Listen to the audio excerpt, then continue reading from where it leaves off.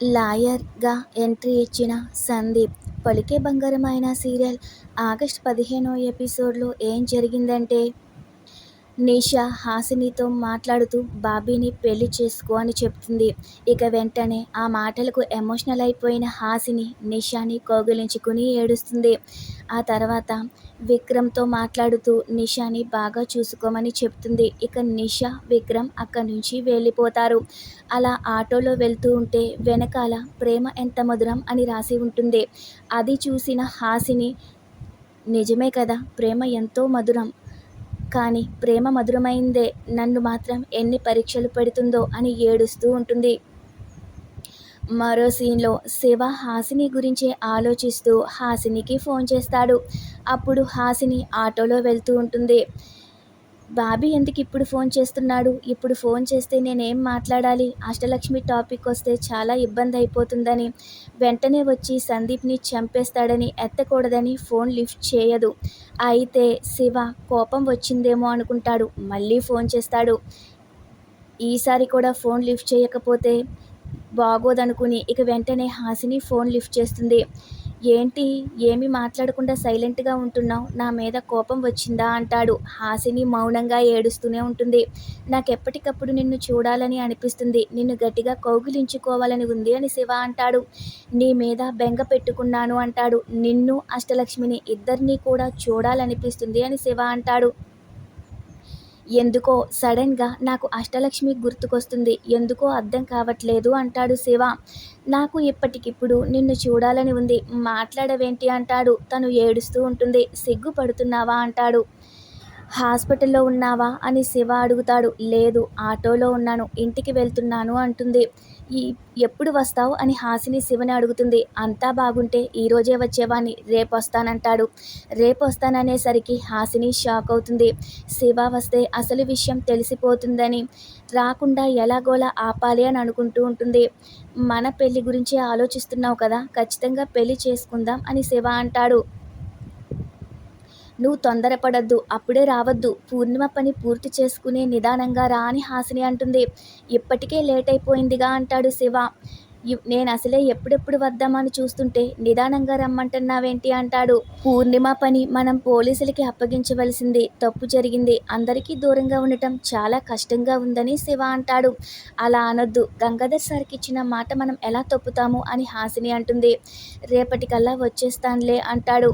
హడావిడి వద్దు, అక్కడ పెద్ద సమస్యల్లో చిక్కుకోవద్దు, కరెక్ట్‌గా ప్లాన్ చేసి ఫ్రీగా దొరికినప్పుడే రా అని హాసిని అంటుంది. ఇదేంటి, నేనొస్తానంటే సంతోషపడాలి, తొందరపడొద్దని నన్నెందుకు ఆపుతున్నావు? నా మీద నీకు ప్రేమ తగ్గిపోయింది, మారిపోయావు కదా అంటాడు. ఏమీ లేదు అంటుంది హాసిని. గలగలా మాట్లాడేదానివి, చాలా డల్‌గా ఉన్నావు, ఎందుకు అని అడుగుతాడు. ఖచ్చితంగా నీకు నా మీద ప్రేమ మారిపోయింది అంటాడు శివ. ఐ లవ్ యూ చెప్తాడు. చూసావా, ఐ లవ్ యూ కూడా నేనే ముందు చెప్పాను, ఎప్పుడూ నువ్వే చెప్పేదానివిగా అని శివ అంటాడు. ఇక హాసినికి ఏడుపొచ్చేసి ఫోన్ పెట్టేస్తుంది. ఫోన్ పెట్టేశాక ఐ లవ్ యూరా, నన్నేం చేయమంటావు? ఇప్పుడు ఎటూ కాని పరిస్థితుల్లో ఉన్నాను. దేవుడు పెట్టే పరీక్షల్లో ఎటూ తేల్చుకోలేకపోతున్నానని మనసులో అనుకుని హాసిని బాధపడుతూ ఉంటుంది. ఇక వెంటనే హాసిని ఒక లాయర్‌ని కలవడానికి వెళ్తుంది. అక్కడ సందీప్ లాయర్ గెటప్‌లో వెనక్కి తిరిగి కూర్చుని ఉంటాడు. తను లాయర్ అనుకుని హాసిని మాట్లాడుతూ ఉంటుంది. సందీప్ మీద కేసు పెట్టాలని, అరెస్ట్ చేయాలని చెప్తూ ఉంటుంది. అప్పుడే సందీప్ వెనక్కి తిరిగి నమస్తే, స్వాగతం అంటాడు. నా పేరు లాయర్ సందీప్ అంటాడు. నా మీదే కేసు పెట్టడానికొచ్చావా అంటాడు. నువ్వు లాయర్‌కి ఫోన్ చేస్తే లాయర్ నాకు ఫోన్ చేశాడని సందీప్ అంటాడు. నువ్వెవ్వరికి ఫోన్ చేసినా ఆ ఫోన్ కాల్ నాకే వస్తుంది అంటాడు. ఈ గుంటూరులో నువ్వు ఏ పోలీస్ స్టేషన్‌కి ఫోన్ చేసినా వాళ్ళు నాకే ఫోన్ చేసి చెప్తారు, అది ఈ సందీప్ అంటే అని అంటాడు. నేను అష్టలక్ష్మి వీడియో చూపించినప్పుడు నువ్వు భయపడ్డావు. అప్పుడు మనతో పెళ్ళికి నువ్వు ఒప్పుకున్నావేమో అని నేను ముహూర్తాలు కూడా పెట్టేసుకున్నాను. కానీ నీలో మొండితనం చాలా ఉంది. అదే నిన్నిక్కడి వరకు రప్పించిందని, లాయర్‌కి కూడా ఫోన్ చేయించిందని సందీప్ అంటాడు. పోలీస్ స్టేషన్ల చుట్టూ, లాయర్ల చుట్టూ తిరగడం ఎందుకు? ఇదంతా నీకు వర్కౌట్ అవ్వదు అంటాడు సందీప్. నువ్వేమీ చేయలేవు అంటాడు. నాకు కోపం వస్తే నీకు చెప్పపెట్టకుండా ఇప్పటికిప్పుడు సోషల్ మీడియాలో అష్టలక్ష్మి వీడియో పెట్టేస్తాను అంటాడు సందీప్. అప్పుడేం చేస్తావంటాడు. నా దగ్గర తెలివితేటలు చూపించకూడదు అని సందీప్ అంటాడు. నాకు ఎదురు తిరిగి ఎవరూ నిలబడలేరు, గెలవలేరు అంటాడు. ఐ లవ్ యూ హాసిని, నువ్వంటే నాకు ఇష్టం. నేను అష్టలక్ష్మి వీడియో డిలీట్ చేసేస్తాను. నేను చెప్పిన టైం కూడా దగ్గర పడిపోతుంది. నువ్వు నన్నేమీ చేయలేవు. నన్ను పెళ్లి చేసుకో, అదే నువ్వు చేయగలిగింది. నేనున్నన్ని రోజులు నేను స్వర్గంలో ఉన్నట్టు ఫీల్ అవుతానని సందీప్ అంటాడు. నువ్వు భయపడకుండా ఎటువంటి పనులు చేస్తే నీ కుటుంబమే నాశనం అయిపోతుంది, గుర్తు పెట్టుకో అని సందీప్ అంటాడు.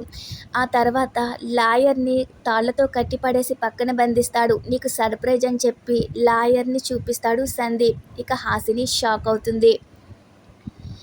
మరో సీన్లో డాక్టర్ అమ్మ ఏంటి ఇంకా రాలేదని అష్టలక్ష్మి రూమ్లో చూస్తుంది. పొద్దున్నే లెగిసి ఎక్కడికైనా వెళ్ళిపోయిందా అనుకుంటుంది. ఇక అప్పుడే అష్టలక్ష్మి దగ్గరికి వెళ్ళి తను కూడా లేవలేదేంటని చూస్తుంది. తన ఒళ్ళు కాలిపోవడంతో సత్యమ్మని పిలుస్తుంది. అయ్యో ఒళ్ళేంటి ఇలా కాలిపోతుంది, డాక్టర్ అమ్మకి ఫోన్ చేసి రమ్మను అని సత్యమ్మ అనగానే అష్టలక్ష్మి బయటికి వెళ్ళి హాసినికి ఫోన్ చేస్తుంది. అయితే ఫోన్ కలవదు. ఎదురుగుండా అమ్మ హాస్పిటల్ తాళం తీసి ఉండటంతో ఎంత పొద్దున్నే తాళం తీసుందేంటి, ఎవరు వచ్చి ఉంటారని జానకి వెళ్ళి చూస్తుంది. అక్కడ హాసిని టేబుల్ మీదే పడుకుని ఉంటుంది. ఎక్కడ ఉన్నావేంటి అని జానకి అడిగితే రాత్రి లేట్ అయింది, ఆ టైంలో మిమ్మల్ని డిస్టర్బ్ చేయడం ఎందుకని ఇక్కడే పడుకున్నానని హాసిని అంటుంది. అష్టలక్ష్మి రెడీ అయి కాలేజీకి వెళ్ళిందా అని హాసిని అడిగితే తనకి జ్వరం వచ్చిందని జానకి చెప్పడంతో హాసిని షాక్ అవుతుంది. సరే నేను పాలు కోసం వెళ్తున్నాను, నా పనుంది, నువ్వు వెళ్ళి అష్టలక్ష్మిని చూసి మందులు ఇవ్వు అని జానకి అక్కడి నుంచి వెళ్ళిపోతుంది. ఇక హాసిని అష్టలక్ష్మికి జ్వరం వచ్చిందంటున్నారు, ఖచ్చితంగా తను చాలా భయపడిపోయి ఉంటుందని మనసులో అనుకుంటూ ఉంటుంది. రేపటి ఎపిసోడ్లో మళ్ళీ కలుద్దాం. Thanks for watching our video.